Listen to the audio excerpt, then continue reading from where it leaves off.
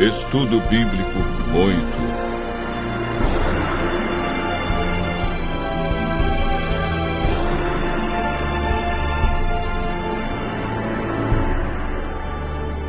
O milênio.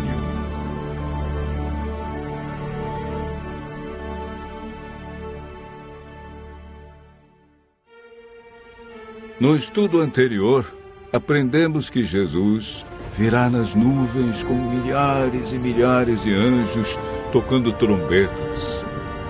A Bíblia diz que ele vem de maneira visível, literal, e que todo olho o verá.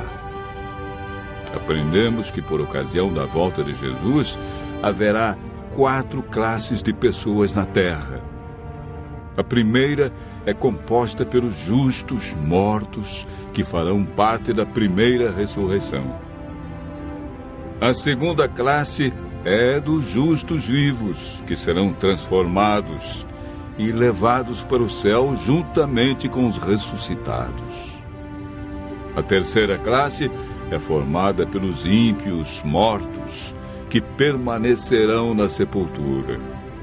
A quarta classe é a dos ímpios vivos, que serão mortos pelo resplendor da glória de Cristo.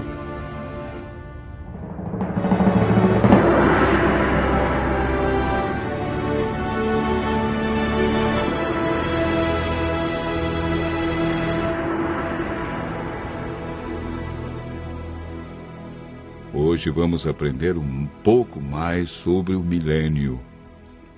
A palavra milênio não existe na Bíblia, mas ela significa um período de 1000 anos e aparece 6 vezes em Apocalipse, capítulo 20, versos 1 a 10, referindo-se ao período entre a primeira e a segunda ressurreição.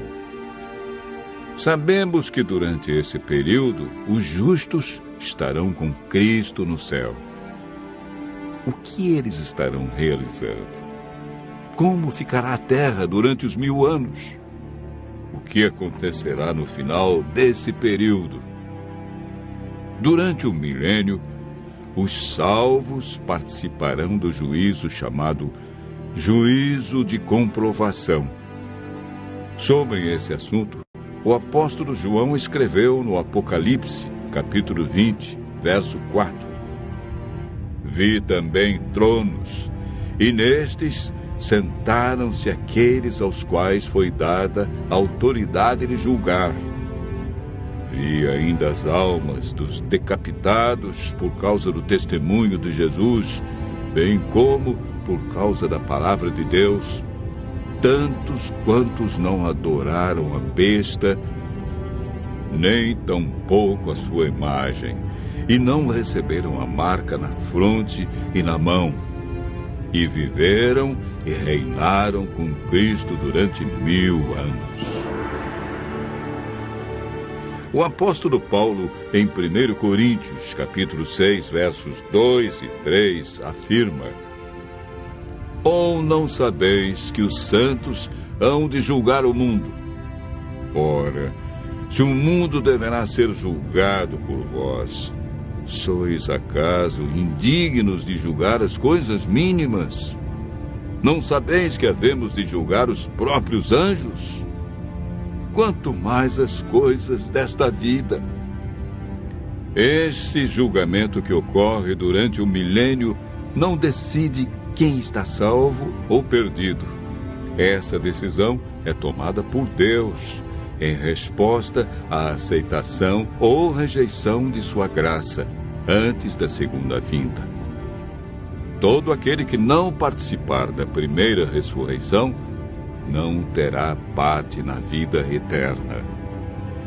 Esse julgamento no qual os santos participam tem o propósito de responder a qualquer questão que os justos possam ter sobre a razão pela qual os ímpios se perderam, confirmando o veredito de Deus sobre eles.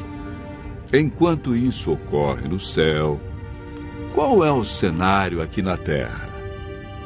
O profeta Jeremias, no capítulo 4, versos 23 a 26, e capítulo 25, verso 33, responde da seguinte maneira: olhei para a terra, e ei-la sem forma e vazia.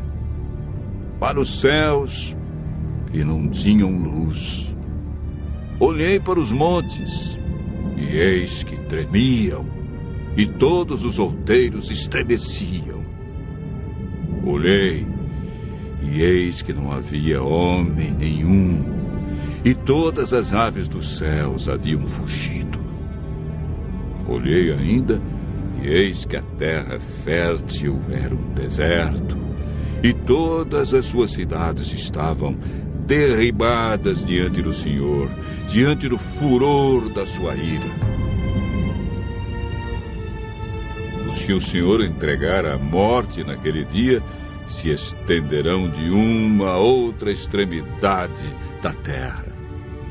Não serão pranteados, nem recolhidos, nem sepultados. Serão como esterco sobre a face da terra.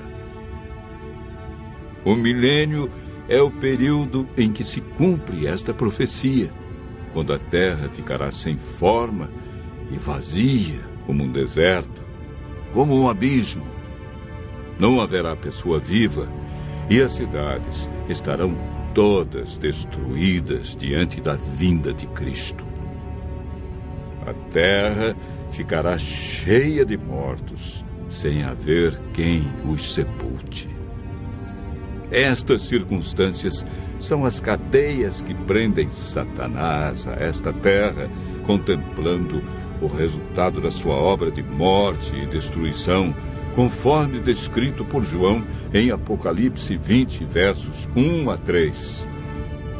Então vi descer do céu um anjo. Tinha na mão a chave do abismo e uma grande corrente.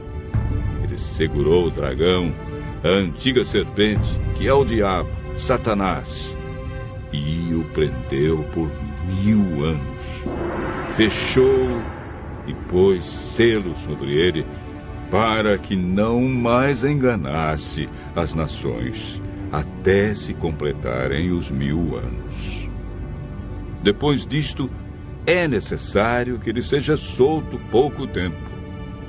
Após os 1000 anos, ocorre a segunda ressurreição. Farão parte desta ressurreição todos que rejeitaram a Cristo, sua lei e seu plano de salvação. Apocalipse capítulo 20, verso 5, afirma: os restantes dos mortos não reviveram até que se completassem os 1000 anos. Esta é a primeira ressurreição. Eis agora o grande drama do Apocalipse. Acabaram-se os 1000 anos. Deus ressuscita todos que o rejeitaram e, consequentemente, Satanás é solto de sua prisão. Apocalipse capítulo 20, verso 3, diz que, depois disto, ou seja, depois do milênio, é necessário que ele seja solto pouco tempo. Por que pouco tempo? Porque Satanás realizará a sua última obra de engano na terra, preparando um grande exército, tão numeroso que a Bíblia diz que será como a areia do mar, para atacar a cidade santa, a nova Jerusalém, que João viu descer do céu. Esse maravilhoso acontecimento é descrito por João em Apocalipse, capítulo 21, verso 2. Vi também a cidade santa, a nova Jerusalém, que descia do céu, da parte de Deus, ataviada como noiva adornada para o seu esposo. Enquanto isso, Satanás reúne seu grande exército. Ele tem milhões de pessoas que foram ressuscitadas na segunda ressurreição. Apocalipse, capítulo 20, verso 9, diz: marcharam, então, pela superfície da terra e sitiaram o acampamento dos santos e a cidade querida. Desceu, porém, fogo do céu e os consumiu. O fogo que destruirá Satanás e os ímpios purificará a terra da poluição do pecado. Deus banirá para sempre a tristeza, a dor e a morte. Os justos, então, receberão as boas-vindas para o seu novo e eterno lar. Nunca mais pecado, e nem pecadores, dor, sofrimento ou morte. Continue ouvindo a voz de Deus e se preparando para um novo céu e nova terra.